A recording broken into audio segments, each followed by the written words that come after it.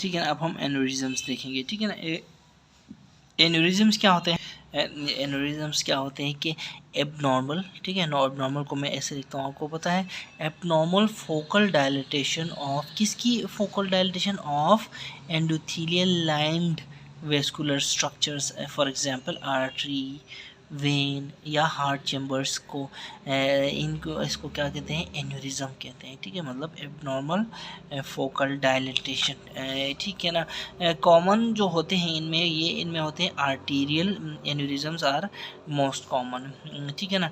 अच्छा, any part like aorta हो गया, अच्छा, इसके बाद femoral artery, popliteal artery, subclavian artery, इन इस ब्रांचेस में से कहीं भी आपको एन्यूरिज्म मिल सकती है, ठीक है ना। ठीक है। अब क्लासीफाई कैसे करेंगे? क्लासीफाई करेंगे according to the shape. Aneurysm को हम क्लासीफाई करते हैं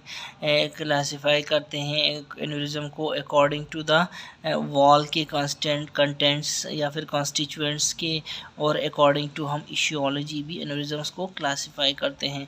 अकॉर्डिंग टू द शेप बात की जाए तो इसकी फिर फर्दर टाइप्स हैं फ्यूजिफॉर्म और सेक्युलर, ठीक है ना। उसके बाद according to the wall contents या कॉन्स्टिट्यूएंट्स बात की जाए तो ट्रू एन्यूरिज्म और फॉल्स एन्यूरिज्म आ सकती है, ठीक है ना। और अकॉर्डिंग टू द इशियोलॉजी बात की जाए तो इशियोलॉजी की बेस पे क्या क्या है हमारे पास?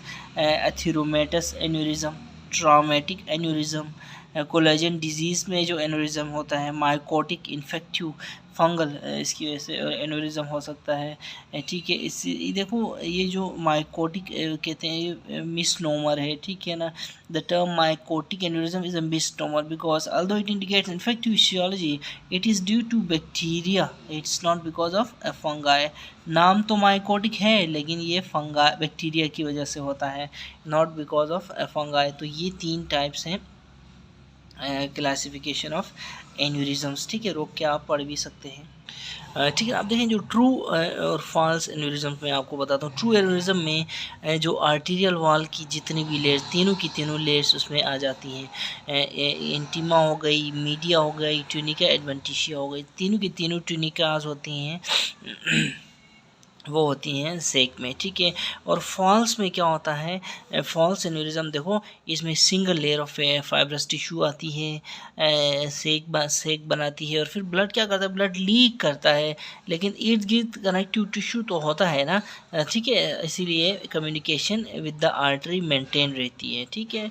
लीक तो करता है ब्लड कनेक्ट, और साथ में क्योंकि इर्द गिर्द कनेक्टिव टिश्यू होता है जिसकी वजह से communication with the artery maintain रहती है, इसीलिए ये एक्सपेंसाइल होता है फॉल्स एन्यूरिज्म, और पल्सटाइल भी होता है फॉल्स एन्यूरिज्म, ठीक है। ठीक है ना। अब हम अगर क्लिनिकल फ़ीचर्स की बात करें एन्यूरिज्म्स की, तो क्लिनिकल फ़ीचर्स इंट्रिंसिक हो सकते हैं, क्लिनिकल फ़ीचर्स एक्सट्रिंसिक हो सकते हैं। इंट्रिंसिक क्लिनिकल फ़ीचर्स की बात की जाए तो इसमें क्या क्या हो सकता है? स्वेलिंग विद एक्सपेंसाइल पल्सेशंस हो सकती है, ठीक है ना। स्वेलिंग विद एक्सपेंसाइल पल्सेशंस हो सकती है। नंबर 2 क्या हो सकता है? Swelling diminishes if pressure is applied, ठीक है ना। अगर आप प्रेशर ऐसे अप्लाई करेंगे स्वेलिंग डायमिनिश हो जाएगी। पैल्पेबल थ्रिल आपको महसूस होगी, ठीक है ना। थ्रिल विच इज़ पैल्पेबल आपको महसूस हो गई। ब्रूई में भी ऑडिबल एक ऐसी ब्रूई है जो, ठीक है। पैल्पेबल थ्रिल कभी भी ऑडिबल नहीं होती, ठीक है। ऑडिबल ब्रूई और पैल्पेबल थ्रिल आपको यहाँ पे महसूस होगी। Intrinsic clinical features of aneurysm, ठीक है। एक्सट्रिंसिक की बात की जाए, एक्सट्रिंसिक देखो, एक्सट्रिंसिक फीचर्स में pressure on the surrounding structures ये अप्लाई करते हैं, pressure on the surrounding structures apply करते हैं, जिसकी वजह से फीचर्स क्लिनिकल फीचर्स इसके आ सकते हैं। तो ये थे उसके फीचर्स ऑफ एन्यूरिज्म्स, ठीक है। अब कॉम्प्लिकेशंस क्या हो सकती हैं किसी भी एन्यूरिज्म की? देखो, इसमें रप्चर हो सकती है, थ्रोम्बोसिस हो सकती है, एम्बोलिज्म बन सकती है, प्रेशर सिम्टम्स अगेन इधर भी, और 5 इन्फेक्शन हो सकता है एन्यूरिज्म में।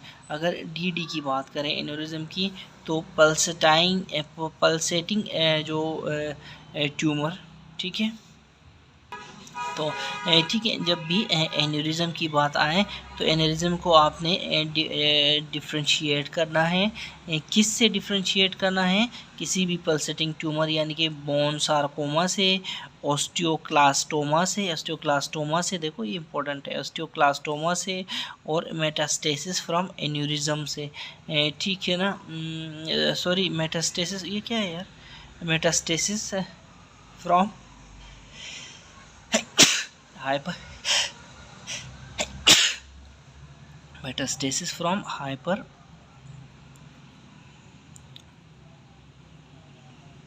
नेफ्रोमा से। ठीक है, तो इससे आपने किस किस से, sarcoma, bone sarcoma, osteoclastoma, metastasis from hypernephroma, इससे आपने डिफ्रेंशिएट करना है किसको? एन्यूरिज्म को। ठीक है, ये एन्यूरिज्म की डीडी है।